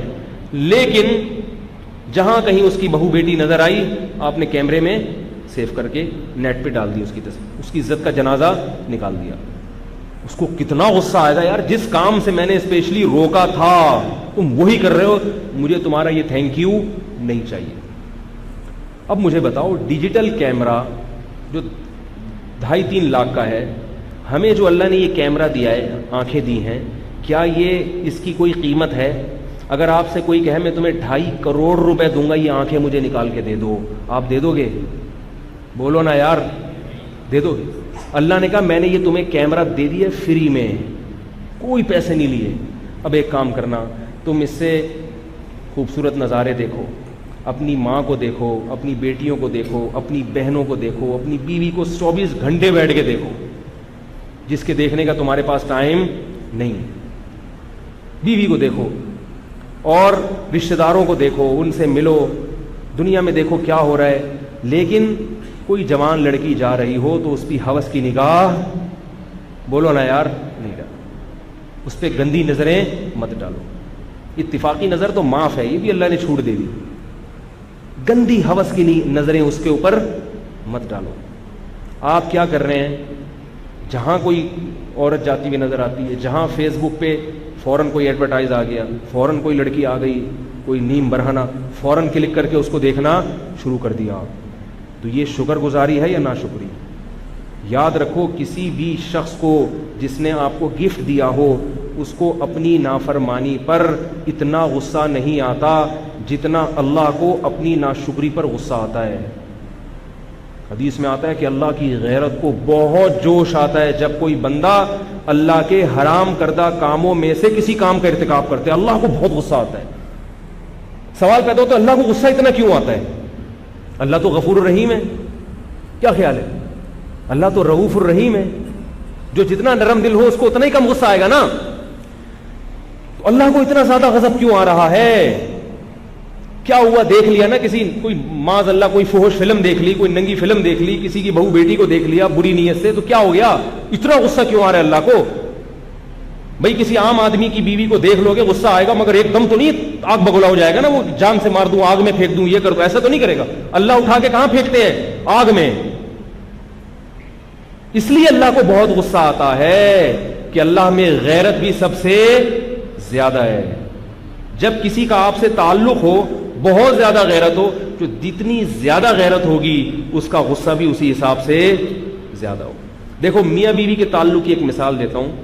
شوہر کو بیوی سے بڑی محبت ہے, اس پہ خرچ کر رہا ہے اور بڑا کھلا پلا رہا ہے, چھوٹی موٹی خطائیں نظر انداز بھی کر رہا ہے, لیکن کچھ غلطیاں ایسی ہوتی ہیں جس پہ اس کی میٹر گھوم جائے گا. اب اس کے کہیں خدا نخواستہ تعلق ہو گئے غلط, جتنا غیرت مند ہوگا اس کو غصہ بھی اتنا ہی زیادہ آئے گا. اب ہم یہ نہیں کہیں گے کہ نرم دل تو اتنا غصہ کیوں آ رہا ہے. بھائی جتنا نرم دل ہے اتنا ہی غیرت والا بھی ہے, اتنا ہی زیادہ غیرت والا بھی ہے. تو اللہ کو غصہ آتا ہے کہ میں نے پیدا کیا, میں نے پانی کے غلیظ قطرے سے بنایا, میں نے کھلایا, میں نے پلایا, آج تمہاری آنکھیں چھین لوں. قل ارأیتم ان اخذ اللہ سمعکم وابصارکم وختم علی قلوبکم, اے نبی ان سے پوچھ کے بتاؤ کہ اگر اللہ تمہاری آنکھیں, تمہاری بینائی چھین لے, تمہارے کانوں سے سننے کی سماعت ختم کر دے, تمہیں سوچنے سمجھنے کی صلاحیت تم سے چھین لے, کوئی ہے اللہ کے علاوہ جو یہ چیزیں تمہیں دوبارہ لوٹا دے؟ دی بھی اس نے اور باقی بھی اسی نے رکھی ہوئی ہیں, اور اس نے حلال چیزوں کا دائرہ اتنا وسیع کر دیا, اتنا وسیع کر دیا کہ یہ بھی حلال, یہ بھی حلال, یہ بھی حلال, چند چیزوں پر پابندی لگا دی. آپ ان چند ہی کی طرف منہ مارتے ہو تو پھر اللہ کو بہت زیادہ غضب آتا ہے, اور یہ غضب آنا اللہ کی غیرت کا تقاضا ہے. اب سوال پیدا ہوتا ہے کہ ہمیں اگر اتنا زیادہ غصہ آئے, بہت زیادہ, تو ہم تو انتقام لیتے ہیں, پھر اللہ انتقام کیوں نہیں لے رہا بھائی, ڈھیل کیوں دے رہا ہے؟ اس کی وجہ کیا ہے کہ اللہ کی ایک اور صفت ہے حلم, برداشت. اللہ کی ہر صفت زیادہ ہے, رحمت بھی بہت زیادہ, غیرت بھی بہت زیادہ, اور برداشت بھی.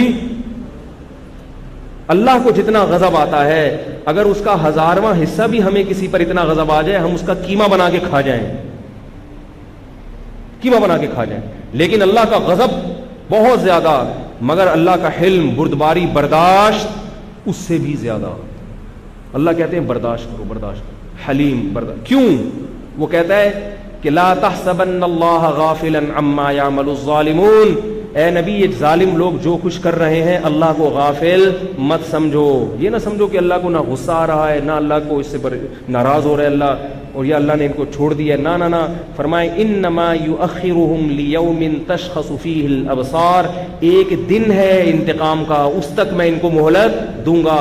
ایک میں نے رزلٹ کی اناؤنسمنٹ کا ایک دن رکھا ہے, اس دن سے پہلے میں رزلٹ اناؤنس نہیں کروں گا. ہم بعض دفعہ ایسے کرتے ہیں کہ سزا کسی کو دینی ہو کہ میں فلاں وقت میں دوں گا, غصے میں آگے پہلے ہی اس سے لڑ پڑتے ہیں. ایسا ہوتا ہے نا, کہ ہمیں برداشت نہیں ہے. اللہ کیا کرتے ہیں؟ مہلت. اور اس لیے بھی کہ اللہ کا غصہ بھی ہے مگر ساتھ ساتھ رحمت بھی, تو اللہ اس غصے کے باوجود مہلت اس لیے بھی دیتے ہیں کہ شاید یہ توبہ کر لے. کیونکہ جیسے اللہ کو گناہ کرنے والے پر بے انتہا غصہ آتا ہے کیونکہ اس میں غیرت بہت ہے, ایسے ہی توبہ ایک نیکی ہے, اور اس نیکی پر اللہ کو توبہ کرنے والے پر پیار بھی بہت زیادہ آتا ہے, کیونکہ اللہ محبت کرنے میں بھی مخلوق سے بہت زیادہ اعلیٰ اور برتر ہے. نہیں آ رہی میرا, اب تو آنی چاہیے. تو اس لیے بھائی گناہ کو ہلکا مت سمجھو اور توبہ کو بھی ہلکا مت سمجھو. جیسے گناہ پر اللہ کا غضب ہے ایسے ہی گناہ چھوڑ کے جب گڑ گڑاؤ گے اللہ کے سامنے تو پھر اللہ کو پیار بھی اتنا زیادہ آتا. تو میں کہاں سے کہاں بات چل پڑی. تو میں یہ عرض کر رہا تھا کہ جو چیز شارٹ ہوگی اس کی قیمت زیادہ. تو اللہ فرما رہے ہیں داؤد کیا بن جا شکر گزار. تو یہ جو اللہ نے 7 لوگوں کو اپنے عرش کے سائے کے نیچے جگہ دیں گے نا قیامت کے دن, یہ ان 7 کی سلیکشن اس لیے ہوگی کہ 7 قسم کے لوگ مارکیٹ میں ہمیشہ سے شارٹ رہے ہیں, تو ان کی اللہ کی نظر میں ویلیو اتنی بڑھ جائے گی. اللہ کہیں گے باقی لوگوں کا حساب و کتاب ہوگا, پھر جنت جہنم کا فیصلہ ہوگا, تم لوگ فی الحال کیا کرو.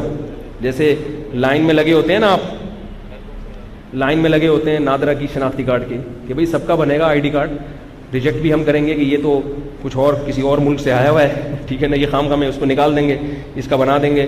لیکن کیا ہوتا ہے کچھ لوگ جب تک شناختی کارڈ نہیں بنتا وہ نادرا والے یار ادھر آ جاؤ بھائی سائڈ پہ آ جاؤ. میں نے اپنا قصہ سنایا تھا نا وہ ایئرپورٹ کا, سعودیہ کے ایئرپورٹ کا قصہ سنایا تھا کہ بھائی تم فی الحال جب تک تمہارا نمبر نہیں آتا ادھر آرام پیو, یہ بوتل پیو, یہ چائے پیو, یہ گٹکا کھاؤ, صحیح ہے نا. تو قیامت کے دن کیا ہوگا کہ جب عرش میں لوگ پسینے میں ڈوبے ہوئے ہوں گے میدان حشر میں, تو 7 قسم کے لوگ ہیں جن کو اللہ ان میں رفع الیدین کرنے والے بھی ہوں گے اور رفع الیدین نہ کرنے والے. انجینئر صاحب کو اعتراض ہوا کہ یہ نہ کرنے والے کیوں جا رہے ہیں یہاں پہ, لیکن خدا کی قسم رفع الیدین کرنے والے بھی ہوں گے اور نہ کرنے. ایک اہل حدیث عالم تھے وزیر آباد میں ایک اہل حدیث عالم تھے اہل حدیث. ایک صاحب نے مجھے بتایا کہ میں نے ان کے ساتھ 25 سال کھڑے ہو کر نماز پڑھی ہے رفع الیدین کے بغیر. انہوں نے پوری زندگی میں ایک بار بھی مجھے نہیں ٹوکا. کہہ رہے ایک دن کسی نے ان کو کہا کہ حضرت یہ آپ کے ساتھ کھڑے ہو کر نماز پڑھتا ہے, اتنا اس کو عقیدت بھی ہے آپ سے اور رفع الیدین نہیں کرتا, تو آپ اس کو ٹوکتے کیوں نہیں ہو. ان اہل حدیث عالم نے جواب دیا کہ بھائی اگر میں اس کو ٹوکوں تو اس کا مطلب میں اس کی نماز کو, ان کی رائے یہ تھی کہ میں اس کی نماز کو غلط سمجھ رہا ہوں, اور پھر کہا کہ اس کی نماز کو غلط کا مطلب یہ ہوا کہ حنفیوں میں جو اتنے بڑے بڑے بزرگان دین پیدا ہوئے ہیں ان کی نماز کو گویا میں خلاف سنت قرار دے رہا ہوں. تو فروعی مسئلہ ہے, اس کی یہ سمجھ میں آتا ہے تو اس طرح پڑھ لے, میری یہ سمجھ میں آ رہا ہے میں. لیکن اس طرح کے مولوی بھی مارکیٹ میں شارٹ ہے, اس طرح کے مولوی مارکیٹ میں شارٹ ہے, چیدہ ہی ہوتے ہیں. تو اسی طرح میں جس علاقے میں پل بڑھ کے جوان ہوا ہوں وہاں میں نے 30 سال شافیوں کے ساتھ گزارے. شافی مسلک کے لوگ بہت زیادہ شافی تھے, ہمارے دوست تھے, ہماری ان سے بہت اٹھنا بیٹھنا تھا. 30 سال میں ایک واقعہ بھی ایسا نہیں ہوا کہ کبھی ہم نے ان کو ٹوکا ہو کہ آپ رفع الیدین کیوں کر رہے ہیں, یا کبھی انہوں نے ہمیں ٹوکا ہو کہ آپ کیوں نہیں کر رہے. حالانکہ ان کے مقتدا اور رہبر بھی تھے شافی مذہب کے علماء جو ان کے تھے, انہوں نے ساری زندگی ہمارے امام کے پیچھے نماز پڑھی ہے. کبھی ہمارے امام نہیں ہوتے تھے تو ان کو ہم آگے کر دیتے تھے, وہ پھر کیا کرتے تھے اپنے اسٹائل میں نماز پڑھاتے تھے, زور سے بسم اللہ پڑھتے تھے, رفع الیدین کرتے تھے. ہمیں کبھی ذرہ برابر خیال بھی نہیں آیا. ہم نے اپنے ابا سے ایک دن پوچھا, ابا نے کہا بھائی سب صحیح ہے. وہ اپنے علماء سے پوچھ گئے سب صحیح ہے. بعض شر پسندوں نے کوشش کی کہ بھائی شافیوں کی الگ مسجد بناؤ, ان کے عالم کے پاس گئے, انہوں نے کہا کیوں بنائیں, یہ کہ مسلمان نہیں ہیں ان کے لوگ, کیا مسلمان نہیں ہیں, نہیں پڑھیں گے ہم لوگ, کیوں الگ. اب آپ دیکھو مسجدوں کے نام, یہ مسجد اہل حدیث, یہ مسجد دیوبندی حنفی, یہ مسجد بریلوی حنفی, قادری چشتی, پوری گردانیں مسجدوں کی. میری مسجد کے باہر کچھ لکھا ہوا ہے, کوئی فرقہ وارانہ نام ہے, الفلاحیہ مسجد. میں نے اپنے نام کے ساتھ بھی دیوبندی کا لفظ ہٹایا ہے, نام کے ساتھ بھی ہٹایا. میرے نام کے ساتھ ڈی بی لکھا ہوا تھا, دامت برکاتہم, اس کا مطلب میں نے دیوبندی. میں نے کہا ہٹا بھائی اس کو یہاں سے, کوئی دم لگانے کی ضرورت نہیں ہے, کسی بھی چیز کی دم لگانے کی ضرورت نہیں ہے. ہاں جہاں ضرورت پڑتی ہے وہاں پھر شارٹ فارم میں ضرورت کی کہاں پڑتی ہے. اب یہ لوگ کہتے ہیں یہ کیا دیوبندی وہاں سے کب سے, یہ تو ابھی پیدا ہوئے ہیں. بھائی ایک چیز صدیوں سے چلی آ رہی ہے, ایک مسلک صدیوں سے چلا آ رہا ہے. ہوا یہ لوگ خود نام دیتے ہیں بعض دفعہ. ہوا یہ کہ پھر ہندوستان میں کچھ ایسے لوگ تھے جو عید میلاد النبی بہت زیادہ جوش و خروش سے منانے لگے. پھر وہ بھی 11ویں شریف, اور کچھ علماء نے ان کی مخالفت شروع کر دی. تو جن علماء نے مخالفت شروع کی ان میں زیادہ تر کا تعلق ضلع دیوبند سے تھا, تو لوگوں نے ان کو کیا کہنا شروع کر دیا, یہ دیوبند والے ہیں, دیوبند. اور جن جو 11ویں وغیرہ مناتے تھے ان علماء کا تعلق زیادہ تر بریلی سے تھا, تو ان کو لوگوں نے کیا کہنا شروع کر دیا, بریلوی. اس بیس پر یہ نام پڑے ہیں. سمجھ میں آ رہی ہے بات؟ اب یہ لوگوں نے بنائے، علماء نے نہیں بنائے ہیں، لوگوں نے خود کہنا شروع کیا یہ دیوبندی، یہ کیا بریلوی. جب وہ اتنا مشہور ہو گیا تو اب لوگ پھر خود ہی پوچھتے ہیں کہیں آپ نکاح کے لیے پیغام بھیجو، بھائی تو دیوبندی ہے بریلوی ہے. اب اس کے سامنے یہ تقریر تھوڑی کریں گے ہم بیٹھ کے دیوبندی بریلوی نہیں ہوتا، یہ تو کچھ بھی نہیں ہے، اصل تو اسلام. وہ کہے گا بھائی تو حلوے مانڈے کرے گا کہ نہیں کرے گا. تو اس کی شارٹ فارم کیا ہے کہ بھائی یہ کون سے مسلک والے ہیں؟ دیوبند والے. اس شارٹ میں لوگ بھائی مسلمان تو وہ بھی ہے یہ بھی ہے، سبھی مسلمان ہیں نا. یہ اس لیے یہ جہاں بہت شدید ضرورت ہو وہاں اس طرح کی چیزیں ہائی لائٹ کی جاتی ہیں، ورنہ کچھ بھی نہیں رکھا ان دیوبندی. اور میں بریلویوں کو کافر نہیں سمجھتا، میرے اوپر یہ بھی فالتو قسم کے آج کل الزام بھی خود ہی لگاؤ اور اس کے جواب بھی خود ہی کلپ پہ ڈالو. بھائی ہم نہیں کافر سمجھتے اللہ کے بندو، ہم ان کے پیچھے نماز کو بھی حرام نہیں کہتے. ہاں ہم یہ کہتے ہیں کہ جس شخص کا یہ عقیدہ ہو کہ نبی صلی اللہ علیہ وسلم آپ جہاں ہو آپ کی وہاں مدد کر سکتے ہیں، اور آپ جہاں سے بھی ان کو پکارو گے وہ آپ کی پکار کا جواب سنیں گے، اس نیت سے جو یا رسول اللہ مدد کہتا ہے اور اس میں کوئی تعویل نہیں کرتا وہ یقیناً مشرک ہے. لیکن سارے بریلوی ایسا یہ عقیدہ نہیں رکھتے، لیکن جو عقیدہ یہ رکھتا ہے اس کو بھی مشرک نہیں کہو گے تو پھر کیا ہے. لیکن کسی مخصوص شخص کو پھر بھی ہم نہیں کہتے کہ وہ مشرک ہے وہ مشرک ہے. ایک عمومی اصول بیان کرتے ہیں، کیونکہ کسی متعین کو اس لیے نہیں کہ ہو سکتا ہے بھائی وہ تعویل کرتا ہوں، میں نے تھوڑی اس سے تحقیق کی ہے جا کے. اگر پھر بھی وہ تعویل نہیں کرے گا تو پھر تو ہوگا، تو پھر اس کے پیچھے نماز بھی جائز نہیں ہوگی. تو اس کو فرقہ وارانہ سے تعبیر کرنا درست نہیں ہے، یہ تو ایک شرعی مسئلہ ہے. خیر تو جلدی سے بات ختم کروں میں کہ وہ 7 آدمی جو ہے نا وہ ان کا اتنا بڑا مقام کیوں ہوگا کہ وہ اس طرح کے لوگ مارکیٹ میں شارٹ ہوں گے. تو پہلا امام عادل، صحیح ہے نا، پہلا امام عادل نیک بادشاہ جو کہ مارکیٹ میں شارٹ ہے. تو کہیں کہیں مل جائے گا کوئی نیک، اللہ بلائے کہ تو ادھر آ کے بیٹھ گیا اور تو صدر تھا پھر بھی نیک تھا، تو پاکستان کا وزیر اعظم ہو کے نیک بن گیا یار. اول تو پہلے تفتیش ہوگی یہ نیک تھا تو بنا کیسے، پہلے یہ تفتیش ہوگی ٹھیک ہے، نیک ہو کے کیسے بنا بھائی تو، اس میں میرا غلط حساب کتاب لمبا نہ ہو جائے. تو خیر بہرحال جو بھی نیک ہوں گے وہ کہاں ہوں گے. مجھے لوگ یہ بھی کہہ رہے ہیں آپ انڈیا کے خلاف، بھائی میں انڈیا کے خلاف نہیں ہوں، میں انڈیا کی گورنمنٹ کی مخالفت کرتا ہوں، انڈیا کی عوام کی مخالفت کبھی نہیں کرتا میں. وہ انڈیا والے بھی میرے خلاف توپے لے کے بیٹھے ہوتے ہیں، جہاں انڈیا کی کوئی بات کرو وہ کہتے ہیں آپ انڈیا، ہم انڈین ہیں. بھائی آپ کو 100 دفعہ انڈین ہو نا، مسلمان جہاں بھی ہو کلمہ گو ہیں، سب آپس میں بھائی بھائی ہیں. بلکہ لوگ کہتے ہیں سب آپس میں بھائی بھائی، میں کہتا ہوں سب آپس میں بہن بھائی ہیں. میں تو خواتین کو بھی شامل کر لیتا ہوں، سب بہن بھائی ہیں آپس میں. تو انڈیا کی گورنمنٹ کی پالیسیوں پہ اختلاف کرتا ہوں میں، ان کی عوام کو میں برا بلا نہیں کہتا. عوام میں ہر طرح کے لوگ ہیں، اچھے بھی ہیں برے بھی، جیسے ہمارے یہاں بھی ہر طرح کے لوگ ہیں اچھے بھی برے بھی. تو دوسرا کون سا ہوگا؟ وَشَابٌ نَشَأَ فِي عِبَادَةِ اللَّهِ عَزَّ وَجَلَّ، وہ نوجوان جس نے جوانی میں اللہ کی عبادت کی ہو. وقت زیادہ ہو گیا ہے، میرا خیال ہے اس عنصر کو میں تھوڑا سا ہائی لائٹ کر کے بیان ختم کرتا ہوں. پھر اگلے درس میں میں بجائے سورہ ملک کو کنٹینیو کرنے کے اسی ٹاپک کو کنٹینیو کر کے وہ 7 آدمی انشاءاللہ، کیونکہ لوگ ایسے کہتے ہیں کہ یار جیسے کسی کے نوالا حلق میں ڈال کے اتارنے نہ دو اس کو، یہ کنڈیشن ہو جاتی ہے بیان میں. ایک موضوع چلا تھا اس کو آدھا چھوڑ. اب ہر آدمی کہہ رہا ہوگا میں کسی کیٹیگری میں آ سکتا ہوں کہ نہیں آ سکتا. تو دوسرا کون ہے؟ جوانی میں اللہ کی عبادت. تو اس عبادت کے عنصر پہ تھوڑی سی روشنی ڈال دیتا ہوں. آج سوالات کا سیشن نہیں ہوگا، وقت بہت زیادہ ہو گیا ہے، تو فیس بک والوں سے بھی گزارش ہے سوالات نہ پوچھیں. تو یہ جو ہے شاب النشأ فی عبادت اللہ، عبادت کسے کہتے ہیں؟ اللہ تعالیٰ نے قرآن مجید میں 3 قسم کی آیتوں میں اس کو ڈیفائن کیا ہے، اسلام کے جو کام ہیں جن کو عبادت سے تعبیر کیا. ایک جگہ قرآن مجید میں آتا ہے التائبون العابدون الحامدون السائحون الراکعون الساجدون الآمرون بالمعروف والناہون عن المنکر والحافظون لحدود اللہ. 9 صفات اللہ نے بیان کی ہیں.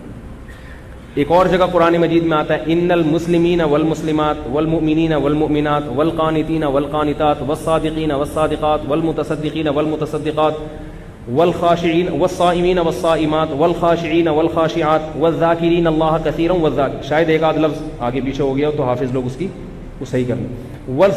والذاکرین اللہ والحافظین فروجہم والحافظات والذاکرین اللہ کثیرا والذاکرات. کوئی ہے حافظ؟ ان المسلمین والمسلمات والمؤمنین والمؤمنات والقانتین والقانتات والصادقین والصادقات والصابرین والصابرات، یہی ہے نا، والصابرین والصابرات والخاشعین والخاشعات والمتصدقین والمتصدقات والصائمین والصائمات والحافظین فروجہم والحافظات والذاکرین اللہ کثیرا والذاکرات. یہاں بھی 9 صفات اللہ نے اہل جنت کی بیان کی. اور ایک اور آیت قرآن مجید کی قد افلح المؤمنون الذین هم فی صلاتهم خاشعون الذین هم عن اللغو معرضون والذین هم للزکاة فاعلون والذین هم لفروجهم حافظون الا على ازواجهم او ما ملكت ايمانهم فانهم غير ملومين فمن ابتغى وراء ذلك فاولئك هم العادون والذین هم لاماناتهم وعهدهم راعون. تو یہ 3 مقامات ہیں جہاں اللہ نے 9 صفات بیان کی ہیں. تو میں ان میں سے ایک مقام کی وہ بتا دیتا ہوں, باقیوں میں اسی کا تکرار ہے یا اسی کو دوسرے مفہوم سے بیان کیا گیا. تو عبادت کی کثرت میں اللہ نے سب سے پہلا بیان کیا التائبون, توبہ کرنے والے. جب آپ عبادت کا ارادہ کریں پچھلے گناہوں سے توبہ, کیونکہ عبادت ایک خوشبو ہے. پہلے اپنے آپ کو گندگی سے پاک کرو گے تو پھر اسپرے کرو گے نا. اس میں صرف چائنا والوں کا اختلاف ہے. میرے ایک دوست چائنا سے ہو کیا ہے, وہ کہتے ہیں چائنا والے نہائے بغیر ہی اسپرے کرتے ہیں اپنے اوپر, وہ گندگی بدبو کو ختم کرنے کے لیے. اسلام میں کیا ہے, بدبو کو پانی سے ختم کرو, صابن سے ختم کرو, پھر اس پہ خوشبو کا تڑکا لگاؤ. خوشبو بدبو ختم کرنے کے لیے نہیں ہے, خوشبو زینت کے لیے. بدبو ختم کرنے کے لیے نہا لو, تو نہاتے نہیں ہیں, خوشبو جب بدبو آئے گی تو خوشبو اسپرے کر لیا. تو اسی طرح گناہ ایک گندی چیز ہے اور عبادت ایک نیکی ہے. تو پہلے اپنے دل کو, اپنے جسم کو گندگی سے پاک کرو. اور گندگی سے پاک کرنے کا طریقہ کیا ہے؟ 2 رکعت پڑھ کے اللہ کے سامنے گڑ گڑا کے توبہ. اب یہاں اللہ نے ایک امید کی بات کی ہے کہ توبہ کرنے والے یعنی کرتے رہتے ہیں وہ. اس سے پتہ چلتا ہے کہ اگر آپ نے ایک دفعہ توبہ کر لی اور عبادت کی طرف آ گئے تو اب اگر دوبارہ آپ سے گناہ ہو گیا ہے تو مایوس ہونے کی ضرورت نہیں ہے. اللہ فرماتے ہیں دوبارہ توبہ کر لیتے ہیں. گویا توبہ خود ایک عبادت ہے. جیسے نماز پابندی سے پڑھتے ہیں ایسے توبہ بھی پابندی سے کرتے ہیں. سمجھ رہے ہو؟ تو پہلا التائبون العابدون, پھر عبادت کثرت سے کرتے ہیں, اللہ کی غلامی کرتے ہیں. پھر جس کی تفصیل, کیونکہ اصطلاحی عبادت ایک ٹرم ہے نا, عبادت وہ ایک الگ ٹرم ہے. عبادت وہ کس کو کہا جاتا ہے؟ العابدون الحامدون, اللہ کی حمد و ثنا کرتے ہیں. میرا خیال ہے وقت بہت زیادہ ہو گیا, میں پھر اس موضوع کو اگلے ہفتے سمیٹوں گا. آپ مجھے یاد دلانا, بہت زیادہ وقت ہو گیا ہے. تو جو ہے نا یہ موضوع بڑا لمبا, یہ 9 صفات جو بیان کی ہیں ان میں سے ایک صفت پر کافی لمبے بیان کی ضرورت ہے. اس کو پھر ٹرکھانے والا کام اچھا نہیں ہوتا. تو اور اس نیت سے آپ وہ بیان سنیں, اور مجھے چاہیے کہ میں اس نیت سے یہ باتیں بتاؤں کہ یہ ساری صفات میرے اندر پیدا ہو جائیں. اور اس پر پھر کس چیز کی بشارت ہے؟ دنیا میں بھی سکون, دنیا بھی اللہ جنت بنا دیتے ہیں, اور آخرت میں بھی انشاءاللہ جنت ملے گی. اور کچھ نہ بھی ملے, اچھے انسان بن جاؤ گے. اچھا انسان بننا ایک خدا کی قسم خود ایک سکون ہوتا ہے انسان کو کہ میں اچھا ہوں. اچھا آدمی بننے کے لیے یہ چیزیں چاہیے. یار میں نے کہا تھا سوال نہیں پوچھو. دوست کو گانا گانے کا شوق ہے جبکہ گانے کو غلط سمجھتا ہے, مگر کہتے ہیں شوق کا کوئی مول نہیں. شوق کا کوئی مول نہیں ہے, گانا گاؤ, ٹھکائی ہو جائے گی آخرت میں آپ کی. ٹھیک ہے نا؟ جب آخرت میں ٹھکائی لگے گی تو اللہ سے کہنا ہے اللہ شوق کا تو کوئی مول تھا ہی, کیا کر مجبور تھا. اللہ سے کہہ دینا ہی. 12 بجے عشاء پڑھ سکتے ہیں, کوئی بھی نماز پڑھ سکتے ہیں, کوئی بھی نماز, یعنی رات کو کوئی زوال کا وقت نہیں ہوتا بھائی. یہ پھر تھوڑا سا حیا کے خلاف ہے, ان سے کہیں یہ کسی اور کو بتاؤں. وقت بھی نہیں ہے, اس میں کافی لمبی بات کرنی پڑے گی. انبیاء کرام اس دنیا سے پردہ فرمانے کے بعد اپنی قبروں میں اپنے اجسام کے ساتھ زندہ ہیں. پھر وہی مسئلہ نا میں نے بتایا تھا نا, اور اس زندگی کی کیفیت اللہ ہی بہتر جانتا ہے. شہداء بھی زندہ ہیں لیکن انبیاء کی زندگی سب سے قوی تر ہے. صدیقین اور دیگر اولیاء اللہ حفاظ بھی زندہ ہیں. اولیاء اللہ اور شہداء کی کیا کرنا ہے بھائی, پورا مضمون لکھ کے بھیج دیا. میرا نام محمد وقاص ہے. پوچھ لیں کیا لڑکی اپنے والد کی ولی کی اجازت کے بغیر شادی کر سکتی ہے؟ چھاؤں میں آ جائیں. کیوں لڑکی کو الو بنا رہے ہو بھائی؟ ان سے کہیں مجھ سے اکیلے میں ملیں. آپ سمجھ رہے ہو کہ یہ پوچھوں گا کیسے پٹایا, یہ نہیں پوچھنے کے لیے بلا رہا. بعض دفعہ لڑکیوں کو بیوقوف بنا لیا جاتا ہے ولی کی اجازت بغیر نکاح کے لیے. اس کو بیوقوف بنا کے نکاح کر لیتے ہیں, اس سے اپنی خواہش پوری کی, تھوڑے دن کے بعد اس کو چھوڑ دیا, کیونکہ ابا کو تو پتہ ہی نہیں ہوتا نکاح کا. وہ لڑکی بیچاری دھکے کھا رہی ہے. تو خواتین کو چاہیے کہ اس میں بہت ہی حساس مسئلہ ہے.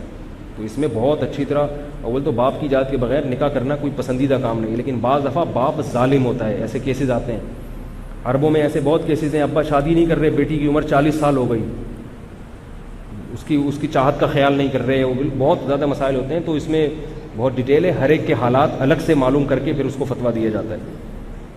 میاں بیوی اگر 1 سال سے دور رہے ہوں تو کیا نکاح باقی رہتا ہے؟ جی ہاں، جب تک طلاق نہیں ہوتی، 100 سال بھی دور رہیں تو وہ نکاح ان کا باقی رہتا ہے، بشرطے کہ زندہ ہوں، ٹھیک ہے، 100 سال۔ چلیں کافی ہے، کافی وقت ہو گیا۔ سبحانک اللہم و بحمدک، نشہد ان لا الہ الا انت، نستغفرک و نتوب الیک۔ Thanks for watching. Don't forget to like, comment, share and subscribe to Mufti Tariq Masood, famous scholar.